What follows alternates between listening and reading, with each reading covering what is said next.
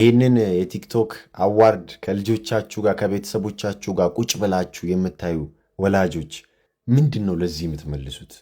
ይህን አለባበስ ሲጠይቋችሁ ምን ብላችሁ ነው የምትመልሱላቸው? ይሄ ጃኒ የተባለው ልጅ እንግዲህ በደሰበን በመረጃና በማስረጃ እያሳየን መክረነዋል።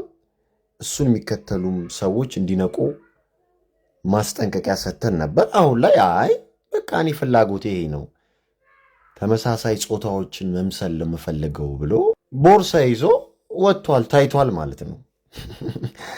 የሚያሳዝን ነው። እና ሌላም ተመልከቱ፣ ከሱ ጋር የተቀራረበ አለባበስ፣ የሰዶማውያን አለባበስ እናየዋለን በመረጃና በማስረጃ። ምንም ግልጽ ነው። ይሄ ግልጹን ነው የምንነጋገረው።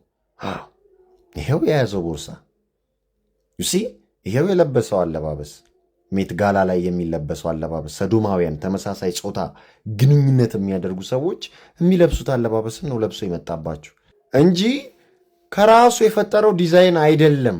ኮፒ ፔስት ነው። ምዕራባውያንን የመምሰል እርኩሰት ውስጥ ስላለን ማለት ነው። እነሱም የብሬን ዋሽንግ አጀንዳቸው ነው። በቃ ወጣቱን አጥበውታል፣ ጭንቅላቱን፣ ማንነቱን ረስቷል፣ እምነቱን ረስቷል። አዎ ስርዓት የሚባል ነገር የለም። ተመልከቱ። አሁን ይሄን ልጅ የሚከታተል ስንት ሰው አለ? እየተቋወሙት ነው አይደል? የራሱ ቪዲዮ ላይ ገብተው ደይሰበን ልክ ነበርክ፣ እንደዚህ በመረጃና በማስረጃ ነው የምናየው እኮ እኛ። በቃ ሌላ ነገር የለውም እኮ። እንገላልጠዋለን የዲያብሎስን ስራ። ኦሪት ዘዳግም ምዕራፍ 22 ከቁጥር 5 ሴት የወንድ ልብስ አትልበስ፣ ወንድም የሴት ልብስ አይልበስ፣ ይህን የሚያደርግ በአምላክህ በእግዚአብሔር ዘንድ የተጠላ ነውና። ግልጽ ነው። አያችሁ፣ ወንድ ሴትን መልበስ የለበትም፣ ሴትም የወንድን መልበስ የለባትም። ወንድ ወንዳ ወንድ ነው መሆን ያለበት፣ ሴትም እንደዛው ሴት መስላ ነው መታየት ያለባት። ገባችሁ አይደለ? ፋሽን የጠፋ ይመስል እንዲህ ያለውን አለባበስ እየለበሱ መምጣት።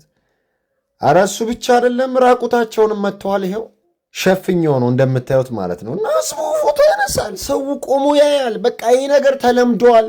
በውጩ ላይ ያሉትን አለባበስ ውጮቹ ፐርፐስሊ የሚለብሱትን አለባበስ እነሱ ኮፒ ፔስት አድርገው መጥተው እየለበሱት ነው ያሉት። ትውልዱን እያበላሹት ነው ያሉት ማለት ነው።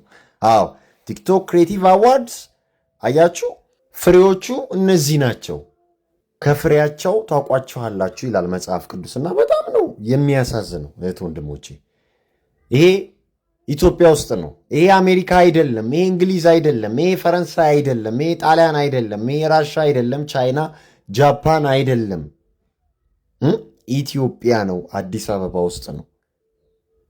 ዩሲ የራቁት መንፈስ የተከበረው ኢትዮጵያ ውስጥ ነው። እና ሌላም ልጅ ቀይ በቀይ ለብሶ ቀሚስ ነገር አድርጎ እንደ ጋውን አድርጎ መጥቷል።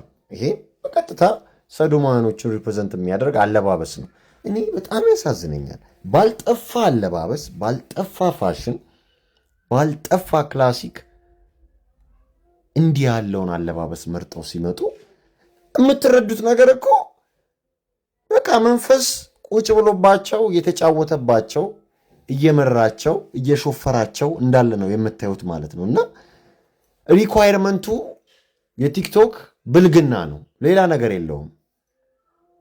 ይሄ ሪያሊቲ ነው፣ እውነታ ነው። እየመረራችሁም ቢሆን ዋጡት። የዴሰበን ቤተሰቦች ያንን አንደርስታንድ ታደርጋላችሁ። ሜት ጋላን እኮ ነው የሆኑት። በቃ የሚያዩትን ነው ኮፒ ፔስት አድርገው ያመጡት የምላችሁ ዝም ብዬ አይደለም። ወንዱ እንደ ሴት እንዲለብስ፣ ሴቷም እንደ ወንድ እንድትለብስ እኮ ነው እየሆነ ያለው አይደል እንዴ? አዎ። ከምዕራቡ ዓለም የፋሽን ኢንዱስትሪ ጀርባ ያሉት እነዚህ ሁለት ሰይጣኖች ናቸው። እነዚህ ሁለት ዊች ክራፍቶች ናቸው አይደል እንዴ? ሚሼል ላሚና ሪካውንስ ዳርክ ሎርድ የሚሉት ማለት ነው። እና አሁን ወንዱ እንደ ሴት ሲለብስ፣ ሴቷም እንደ ወንድ ስትለብስ፣ አንዳንድ ዳርክ የሆነ አለባበስ ስታዩ ከዛ ፋሽኔብል ጀርባ ያሉት እነዚህ ሁለት ሰዎች ናቸው። ሌሎችም አሉ፣ ዋናዎቹ ግን እነዚህ ናቸው።